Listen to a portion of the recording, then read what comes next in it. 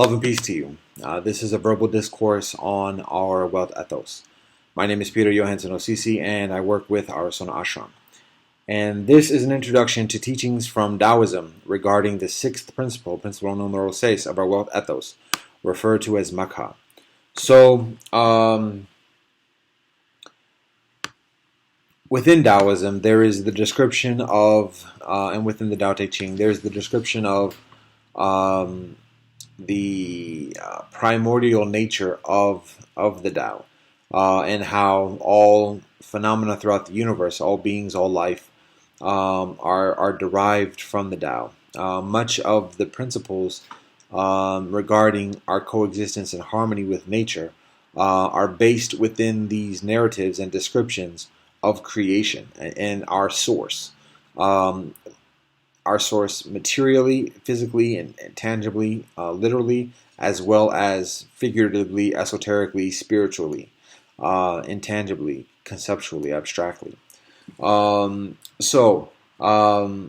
Tao Te Ching teaches that the Tao is the primordial progenitor of existence. It exists beyond existence, essentially, and all the elements, all the planets, the sun, the moon, the stars, the earth, the trees, the land, the people, the animals, all phenomena are derived from this. And each has a nature, and cultivation of the Tao involves being harmonious with the nature of each of these each of these phenomena. I should be careful how I utilize the word nature, because I'm utilizing it in two different ways here. Each has a way. Each has a characteristic. Each has a tendency, a pattern of existing. This is conveyed. We each have a relationship within this, and Lao Tzu teaches to enhance our harmony with this way. And this is conveyed particularly within the Tao Te Ching chapter 25, chapter 25. There is something formlessly created, born before heaven and earth, so silent, so ethereal, independent and changeless, circulating and ceaseless. It can be regarded as the mother of the world. I do not know its name. Identifying it, I call it Tao. Forced to describe it, I call it great. Great means passing. Passing means receding. Receding means returning. Therefore, the Tao is great. Heaven is great. Earth is great. The sovereign is also great. There are four greats in the universe, and the sovereign occupies one of them. Humans follow the law of earth. Earth follows the laws of heaven. Heaven follows the law of Tao. Tao follows the laws of nature. That is the Tao Te Ching, verse 25, verse or chapter 25. So here, Lao Tzu is conveying the primordial nature of the universe, and attempting to describe the Tao, whilst recognizing that the Tao exists beyond description. And so there's an essential hierarchy between Tao, heaven, earth, and individuals. We each have a place within this.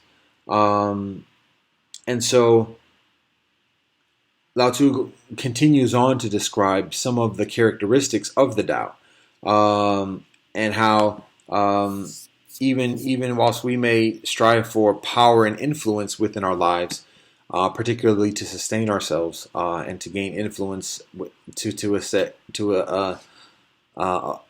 acquire certain guarantees or perceived guarantees for such sustenance or sustainability.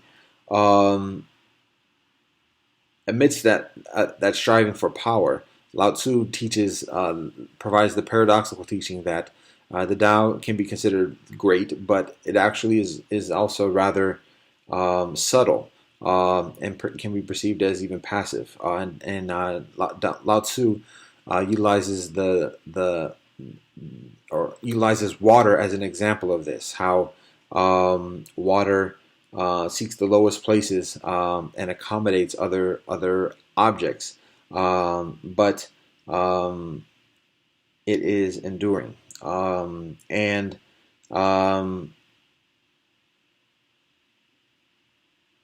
we can benefit from that example in being accommodating, quelling our egos to be harmonious with our surroundings, without being unduly yielding, being persevering amidst the accommodating.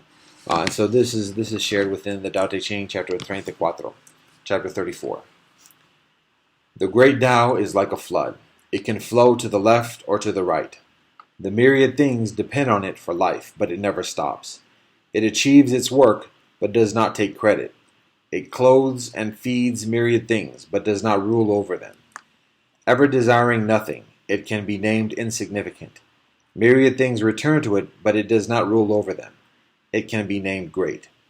Even in the end, it does not regard itself as great.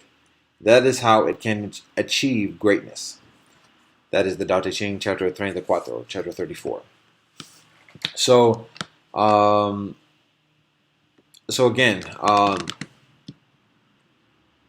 seeking the lowest place, humility, modesty, accommodating, but also being resilient and persevering, supporting others depending upon us accordingly, and providing that support without domineering, without being domineering, and without subjugating. And Lao Tzu describes this as part of the experience of being great.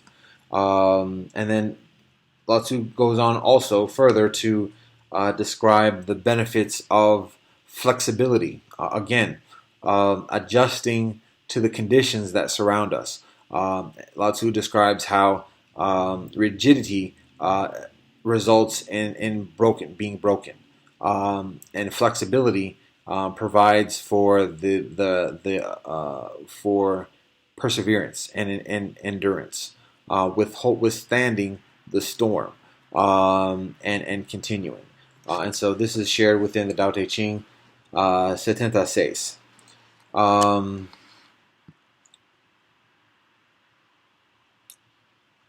Chapter 76. While alive, the body is soft and pliant. When dead, it is hard and rigid. All living things, grass and trees, while alive, are soft and supple. When dead, become dry and brittle. Thus, that which is hard and stiff is the follower of death. That which is soft and yielding is the follower of life. Therefore, an inflexible army will not win. A strong tree will be cut down. The big and forceful occupy a lowly position, while the soft and pliant occupy a higher place. Again, that's the Tao Te Ching, chapter 76, chapter 76. So I'm referencing here some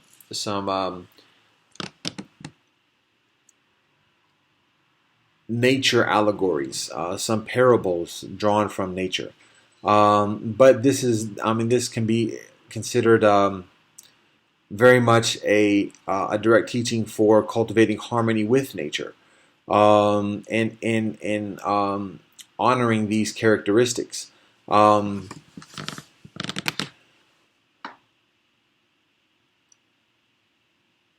Recognizing the natural conditions that surround us, and so rather than attempting the domination of these phenomena, living in harmony, being compliant, or being flexible, and pliant, and compatible with these conditions, living in harmony with the nature, with the characteristics of nature.